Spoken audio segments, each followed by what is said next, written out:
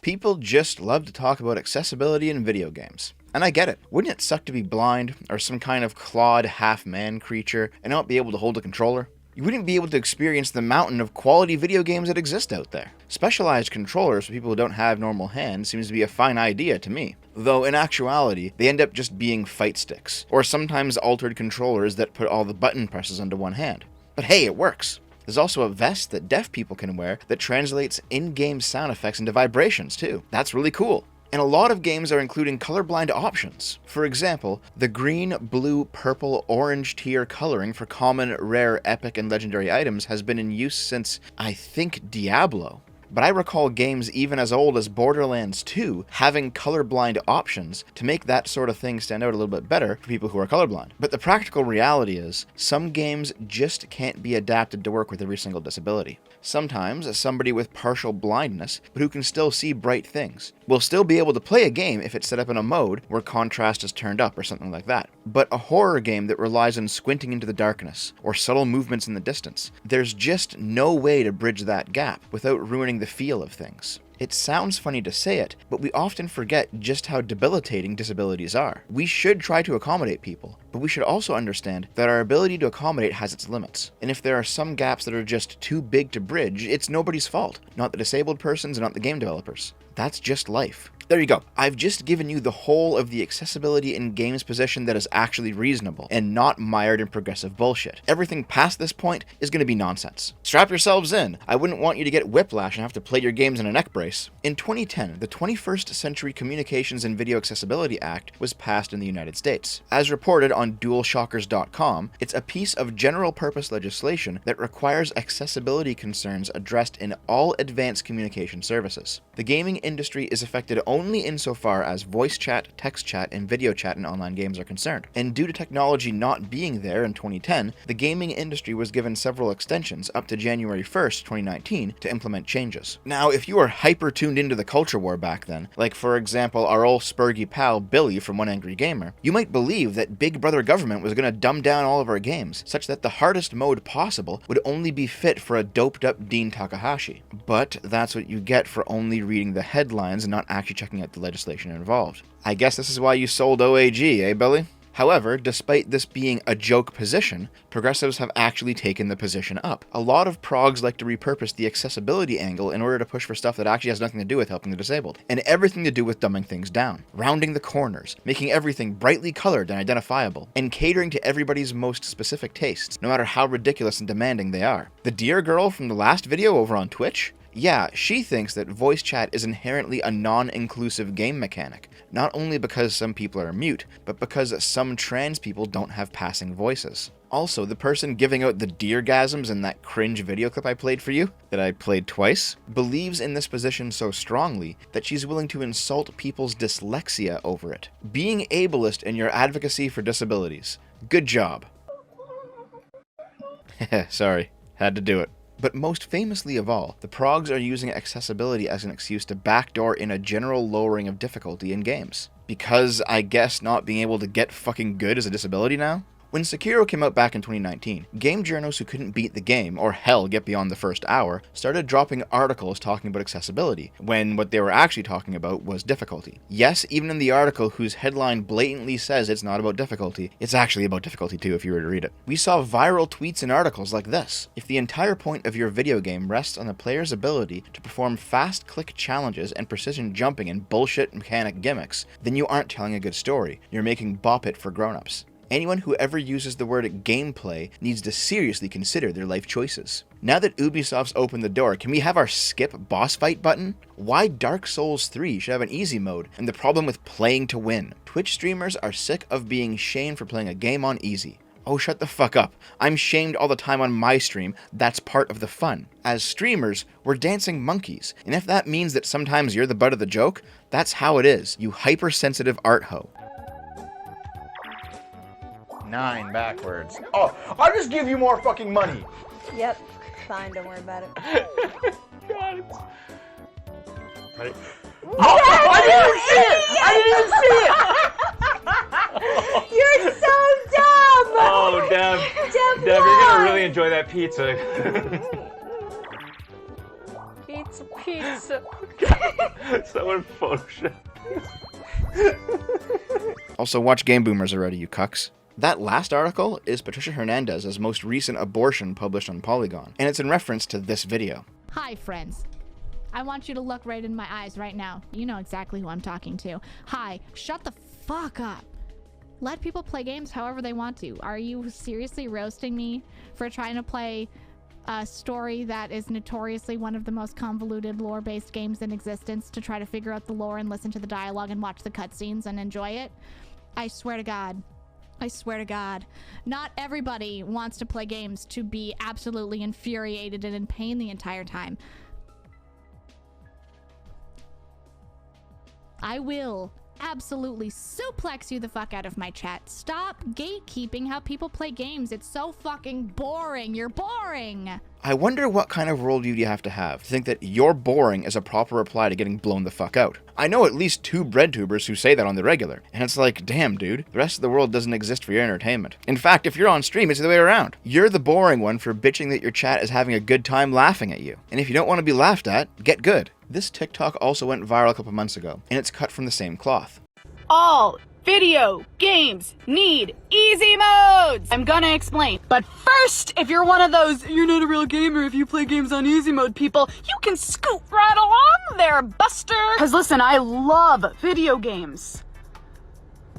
I'm also very bad at video games. But I am a big kid with a big kid job and responsibilities like car payments, and I don't have time to be good at video games. Side note, we are not hating on people that make video games a priority. If being good at video games is one of your priorities, what an excellent way to spend your downtime. I am flabbergasted by your skills. It's just not one of my priorities. I have many skills in this life, but beating Hollow Knight mini bosses is not one of them. I don't want a challenge. Life is hard enough. I want a cool interactive story. You know what happens is I get frustrated on a fight I can't beat, and I end up giving up and I lose out on so much cool story. Video game creators, this is my plea to you. / on with the story. Easy modes, please. Thank you. Holy shit, did we need this one to be an angry feminist rages in the car flavor? The problem with the position presented in these 2 videos is that it completely backfires when you put it together with another prog talking point. Not everything has to be for everybody.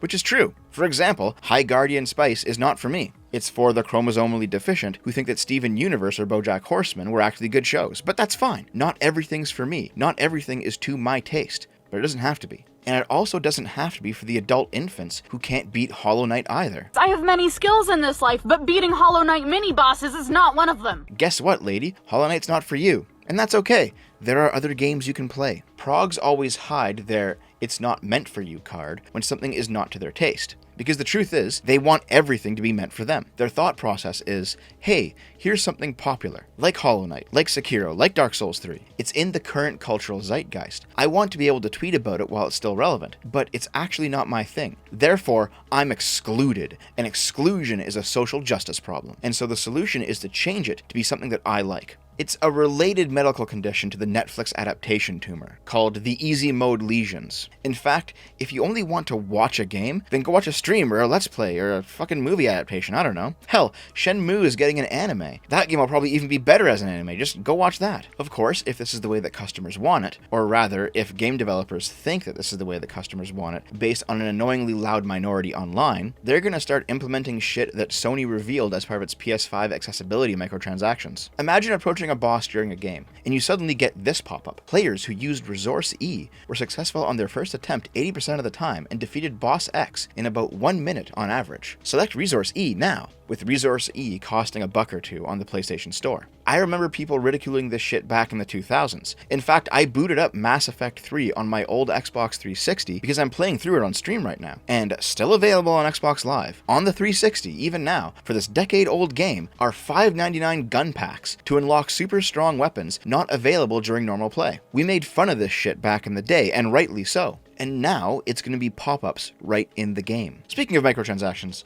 what the fresh hell is this? Alright, let's see. Subtitles are of course useful for deaf and hard of hearing players, while colorblindness modes have been an increasingly common feature in games. There, I've played the only good part of this 20-minute Jim Sterling video for you. That was the only good point made. Everything else is listening to that cat bell jingle while the 2 of them try to deliver their lines. Why are you wearing a collar? Everything else in this video is just complaints about how microtransactions are evil, and they certainly can be, but how they're also ableist, because people with certain disabilities just can't control themselves, and have to spend on loot boxes and other shit. And sure, for some people that's probably true, but for a lot of others, I think it's just people externalizing their lack of discipline, blaming some other variable, so they don't have to own up to the possibility that they need to work on themselves. In a moment that shames me, I once idly spent money on pocket fucking Mortys without really thinking about what I was doing. My impulsiveness and my lack of patience for the grinding and randomization made me toss some money to get more of the dribblingly and unsatisfyingly unlockable playable Mortys, and I didn't even think about how I was buying loot boxes until immediately afterwards, where my brain actually caught up and said, wait a minute. My lack of self-control as a result of simply not thinking is genuinely scary to me. This is like saying it's McDonald's fault that you got fat. No, just stop fucking eating it, dude. Truth be told, the accessibility discourse in gaming is the most disingenuous bullshit I've ever heard. If Progs actually cared about the disabled, the conversation wouldn't revolve around easy modes, but would instead focus on things like the lack of colorblind settings in most games, or the pain of getting specialized controllers or interfaces to work on some platforms, most notably PS4 and PS5 right now. Yet, whenever they bring up the accessibility issue, it's never actually about disabled people, because they do not give a shit about disabilities, and in fact, are very happy to be ableist if it serves their interests, as I've covered in another video. They only talk about difficulty, and they use the disabled as a shield for their own lack of skill. It was a recent story that Double Fine put an invincibility toggle in Psychonauts 2. Not an optional invincibility power-up like in the more recent Mario games, but a straight up, turn it on in the menu, you're now invincible. And Tim Schafer decided to characterize his critics like this. Excuse me, I beat Sword Guy Serious Time on a no-hit hard mode, and if you didn't do that, I don't respect you. And like, can you even comment on things if you're not Diamond 6 rank in Shooty McBlam? I don't think so. Cool, bud, you're so cool. Now, if Tim Schafer wasn't a walking turnip, but actually knew how to appeal to his primary fan base, which at this point is only people who have fond memories of Psychonauts 1, here is what he should have done. He should have put in an invincibility mode as a cheat code. There you go. Now the boomers who are aching for a taste of when games were once good get some nostalgia in the form of the return of cheat codes. And now these pretend accessibility advocates get to put something in their shitty Kotaku article that nobody will read. But it seems like Tim Schafer would rather shit his pants at people who actually want to play the game he's created. Also, excuse me, but Shooty McBlam? Using Mick like that is a slur against the Irish, I'll have you know. Progs need to stop abusing the term accessibility to mean consuming the raw content of a video game easily and without any sort of roadblock whatsoever.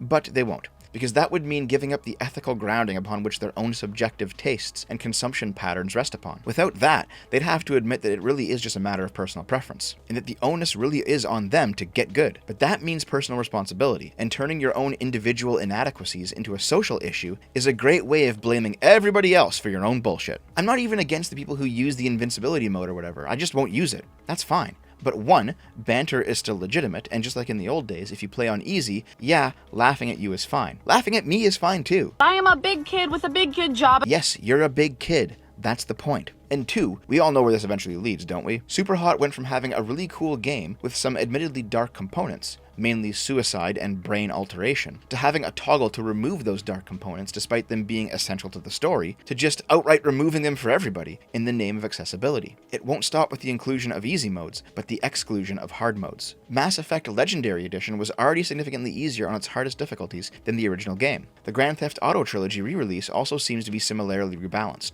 This is only going to continue unless you start voting with your wallets. Probably the most disgusting part of it all, though, is how these people co-opt those with actual real physical needs because they're tired of being made fun for being DSP clones. This is like if a guy in a wheelchair said, I need a ramp to enter the building, and then the city government spent 6 figures on a public education campaign, put up billboards and signs everywhere, ran TV and radio ads promoting the plight of the disabled, donated huge sums to the advocacy group People United for Ramps in America, collected research on the opinion of violent anti-ramp groups, and then when the guy in the wheelchair once again just asked to have a ramp built, he would be arrested for harassing and threatening city officials as part of the alt-right Gamergate fascist group We Won't Wheel.